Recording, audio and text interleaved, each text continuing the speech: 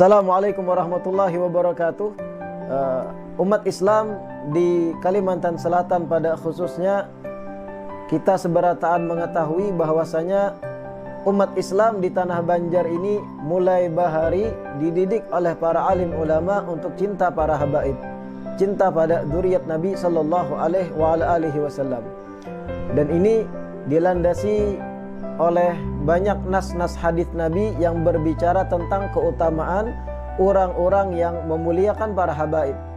Termasuk Rasulullah bersabda, "Arba'atun ana lahum syafi' yaumal qiyamah." Ada 4 golongan kelak hari kiamat yang aku akan memberi syafaat atau aku akan memberi pertolongan pada mereka, kata Nabi. Yang pertama, ujar Nabi, "Al-mukrim li dzurriyyati min ba'di." Orang yang menghormati, memuliakan dzurriyyatku, keturunanku setelah aku wafat. Yang kedua, ujar Nabi, "Wal qadhi lahum hawaijahum." Orang-orang yang menunaikan, menuntaskan hajat-hajat dzurriyyatku dan menolongi mereka. Yang ketiga, wasa'i lahum fi umurihim indama tarru ilaihi. Yang ketiga, orang yang dapat syafaat dari Nabi adalah orang-orang yang berupaya, berusaha untuk menolongi para dzurriyyat Nabi pada saat dzurriyyat Nabi tersebut dalam keadaan darurat, ingin menyelesaikan satu masalah, dan orang tersebut yang menyelesaikan masalah itu. Ini orang ketiga yang dapat syafaat dari Nabi. Yang keempat, ujar Nabi, "Al-muhib lahum biqalbihi wa lisanihi." Orang yang mencintai dzurriyyatku dengan lisan dan hatinya. Tanah Banjar atau Kalimantan Selatan pada khususnya, begitu pula di luar Kalsel, umat Islam Ahlus Sunnah wal Jamaah sangat mencintai habaib, sangat menghormati habaib.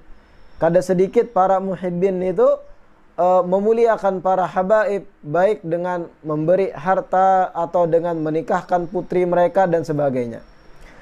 Di balik hal ini ada orang-orang tertentu yang ingin memanfaatkan keadaan. Di balik umat Islam yang memuliakan para habaib ini, ada orang-orang yang niatnya jahat. Ada orang-orang yang memanfaatkan keadaan ini, lalu inya bekaku habib. Lalu inya mengaku inya habib padahal bukan.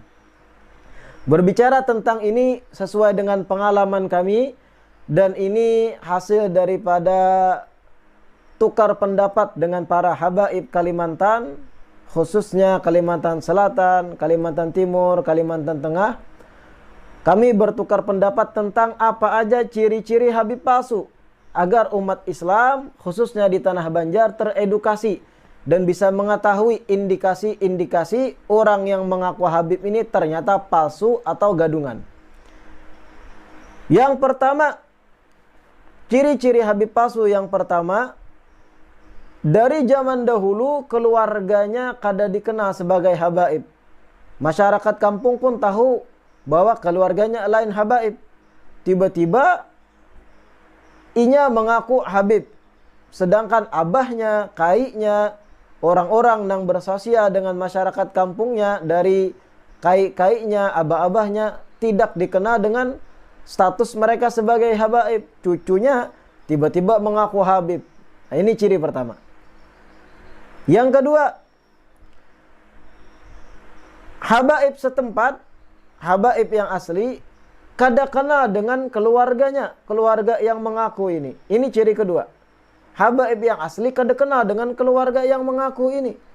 Tiba-tiba inya mengaku habib, sedangkan habaib yang asli di tempat tersebut, di desa itu contohnya, kada kenal dengan orang itu. Itu ciri kedua. Yang ketiga, keluarga besar dari qabilah yang inya kakui, kada kenal dan kada mengakui orang tersebut dari qabilah kami. Contoh, ada habib palsu mengaku marganya Bah Hashim. Tapi ternyata keluarga besar Bah Hashim, ikatan keluarga mereka menolak dan kada mengakui. Itu bukan keluarga kami. Itu tanda atau ciri ketiga bahwasanya ia adalah habib palsu. Yang keempat, ciri habib palsu yang keempat, mengganti ngarannya. Yang tadinya ngarannya tidak berbau ke Arab-Arapan diganti jadi berbau ke Arab-Arapan. Contoh, tadi namanya contohnya Ujang atau Dodi atau semacamnya. Nama-nama ajam. Setelah berkaku Habib digantilah jadi Abdurrahman, digantilah contoh dari jadi Muhammad, diganti jadi Umar, diganti jadi Abu Bakar. Tadinya ngarannya ngaran ajam. Ini ciri yang keempat. Bahkan terkadang ada yang ekstrim sampai KTP-nya diganti, ditambah Sayyid dan sebagainya. Ciri kelima, Habib palsu berpakaian Islami yang berlebihan. Bahkan Habib-Habib yang asli pun supan kadang memakai pakaian tersebut. Contoh, inya Habib palsu, mengaku sebagai Habib padahal bukan. Pakai imamah, pakai jubah, warna-warni, pakai tongkat, kacamata hirang bahkan. Padahal bukan lulusan pesantren, bukan orang yang belajar di pesantren, membaca Al-Qur'annya kada lancar, tapi pakaiannya kayak ulama. Yang Habib asli pun kadang supan memakai pakaian itu. Warna-warni pulang kadang. Nah ini ciri Habib palsu yang kelima. Yang keenam, ciri Habib palsu yang keenam. Saat ditanyakan silsilah, ditakuni silsilahnya bin fulan, bin fulan, bin fulan, bin fulan sampai ke atas, inya kada mau menampayakan, kada mau menunjukkan silsilah tadi. Alasannya aku diamanahi datuku kada boleh ditampayakan. Atau alasannya ini sudah daripada Tuan Bahari, kami kada boleh menampayakan, takutan sombong. Keramput. Karena dari silsilah akan ketahuan. Inya takutan ketahuan bahwa inya menyodok jalur orang lain kalau inya tampayakan silsilah tersebut. Adapun Habib asli, inya tidak akan merasa malu menampaikan silsilahnya. Karena dari situ akan ketahuan asli atau tidaknya. Ciri Habib palsu yang ketujuh, berpindah-pindah marga. Berpindah-pindah qabilah. Pertama, contoh. Mengaku Habib, bangsanya apa? Al-Kaf. Ketahuan bahwa palsu, ganti lagi jadi apa? Asgaf. Ketahuan lagi jalur Asgaf yang disodoknya palsu, ganti lagi jadi Al-Hasani. Nah ini kalau sudah ada ganti-ganti marga, tanda kuat inya Habib palsu. Karena Habib yang asli terlahir dengan satu marga dan tidak mungkin berubah. Karena itu takdir dan pilihan dari Allah Subhanahu wa Ta'ala. Ciri Habib palsu yang kedelapan, dan ini banyak. Mengaku dapat silsilah dari mimpi. Mengaku dapat silsilah dari orang alim yang ditamuinya dalam mimpi. Datang kepada Habib asli, ulun bipai inguhnya, inguh Habib kayaknya. Malam tadi ulun bermimpi ada orang berbaju saraba putih, pakai rida hijau, memadahkan cu ikam Habib. Nasab ikam pulan bin pulan bin pulan bin pulan dan sebagainya. Ini tanda kuat Habib palsu. Karena ilmu nasab bukan ilmu yang diperoleh dari dunia metafisika. Tapi itu ilmu yang dipelajari di lapangan. Penelusuran silsilah mata rantai keluarga. Kemudian ciri Habib palsu yang kesembilan adalah berkumpul selalu sesama mereka antara Habib-Habib palsu. Jarang inya mau berkumpul dengan Habib yang asli karena bakal disariki, bakal dimarahi. Inya mengolah komunitas antar palsu satu sama lain. Inya membuat ikatan, kerekatan antar mereka sesama palsu.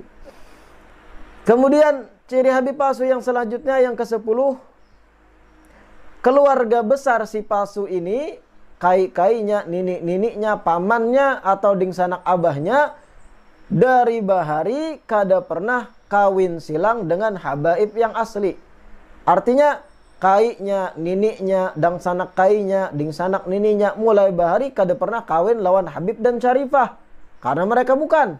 Tiba-tiba si cucu bekaku Habib. Sedangkan ditelusuri sejarah keluarganya mulai bahari kada pernah kawin silang dengan habaib tempatan yang asli. Ini pun ciri Habib palsu juga. Yang ke-11, ciri Habib palsu yang ke-11. Susunan nama silsilahnya atau bin-binnya banyak menggunakan nama ajam, nama yang bukan Arab. Saya beri contoh. Siapa nama Habib ini? Habib palsu tadi. Namanya contohnya adalah Muhammad. Siapa abahnya? Abahnya Tirmizi. Siapa abah Tirmizi? Bin siapa? Bin Anang Ramli. Anang Ramli bin siapa? Bin Tuh Kacil. Tuh Kacil bin siapa? Bin contohnya Dodi Iskandar. Bin siapa lagi? Kalau sudah 4 ke atas rantai silsilahnya atau bahkan 5 ke 6 ada nama-nama ajam, ini bukti kuat, indikasi kuat inya Habib palsu. Kenapa? Karena habaib kalau sudah generasi 3 ke atas itu pasti pakai nama baku yang terulang-ulang. Abdullah, Salim, Abu Bakar, Umar, Hasan, Hussein, Alawi, dan nama-nama yang ma'ruf di kalangan habaib lainnya. Ciri Habib palsu yang ke-12, mengada-ngadakan sebuah makam dan diklaim itu adalah makam datunya. Tiba-tiba contohnya ada tumpukan tanah yang disebut dengan bahasa kita balambika. Dipadakan itu adalah makam Habib datuku, Habib Fulan bin Fulan, wafat tahun 9 Hijriah. Wah, abad 9 Hijriah, mohon maaf. Itu adalah datu kami, padahal balambika warak isinya adalah sarang samud. Nah, ini salah satu cara inya menguatkan status dirinya sebagai Habib, padahal abal-abal atau palsu. Mengada-adakan makam yang sebenarnya makam tersebut bisa jadi kosong isinya, atau makam orang bahari yang orang tempatan sekitar makam kada tahu itu makam Habib, tapi inya mengaras ini adalah makam Habib datuku. Itu ciri Habib palsu yang ke-12. Yang ke-13, ciri Habib palsu mendekati Habib yang bujur, yang sahih. Inya mendekati Habib yang sahih, yang bujur, kemudian foto bersama. Saat minta foto bersama, kada bepadah inya Habib. Inya bepadah Muhyiddin. Minta foto Habib lawan pian, berselfie. Foto Habib lawan pian. Dapat foto tadi, dicetaknya, di-share-nya di medsos, atau dicetak dipasang di dinding. Sebagai penguat bagi inya, Habib-Habib aslinya akrab lawan aku. Artinya, aku ini pun Habib juga. Ujar si palsu tadi. Na'udzubillah. Macam-macam. Yang ke-14, ciri Habib palsu yang ke-14, mendekati Habib asli yang polos agar dapat pengakuan dari Habib yang polos tadi. Karena Habib yang asli tidak semuanya kritis. Ada yang polos, baik hati, kemudian karakternya supel, husnudzon terus lawan orang. Datang orang, ulun Habib juga Habib, oh inggih, Masya Allah, Habib juga pian, ahlan wa sahlan. Didatangi Habib polos kayak itu agar dapat pengakuan, bahkan di video dan sebagainya. Oh ini Habib juga. Padahal inya aspal, palsu. Habib polos tadi dijadikan alat aja untuk pengakuan dirinya sebagai Habib, padahal abal-abal atau palsu. Ciri Habib palsu yang ke-15 selanjutnya, mereka takutan lawan lembaga nasab habaib yang sah, yaitu Rabithah Alawiyah, atau ada lembaga lain yang juga sangat kredibel, Naqabatul Ashraf. Mereka takutan dengan dua lembaga nasab ini. Kenapa? Karena akan terbuktikan kepalsuan nasab mereka kalau mereka datang kedua lembaga ini. Inilah ciri-ciri Habib palsu sesuai dengan tukar pikiran kami antar banyak habaib ratusan di Ikatan Alawiyin Borneo, dan kita menghimbau juga kepada mereka-mereka yang mengaku sebagai habaib padahal inya paham dirinya bukan Habib. Kita ingatkan Rasulullah sallallahu alaihi wasallam bersabda, "Man idda'a ila ghairi abihi wa huwa ya'lam annahu ghairu abihi, fa jannatu alaihi haram." Yang artinya sabda Nabi, barang siapa yang mengklaim mengaku bukan kepada jalur ayahnya dan inya tahu bahwa itu bukan jalur abahnya, bukan jalur datuk-datunya, maka haram baginya surga, kata Nabi. Muttafaqun alaih. Riwayat Imam Bukhari dan Muslim. Artinya, sebanyak apapun harta yang ikam peroleh di dunia dengan ikam mengaku Habib tadi, sebanyak apapun perempuan yang ikam nikahi dengan status abal-abal ikam sebagai Habib palsu, maka nikmat yang ikam dapat sesaat di dunia itu tidak ada apa-apa bandingannya dengan siksa yang menanti ikam hari kiamat. Tobatlah. Fal jannatu alaihi haram. Haram baginya surga, kata Nabi sallallahu alaihi wasallam. Di hadits yang lain Nabi bersabda, "La targhabu an abaikum faman raghiba an abihi fahuwa kufrun." Jangan kalian menolak ayah-ayah kalian. Jangan kalian tidak menerima akan siapa ayah-ayah kalian. Barang siapa yang menolak status ayah-ayahnya, contoh ayah-ayahnya bukan habaib, inya seakan menolak lalu mengklaim aku adalah habib.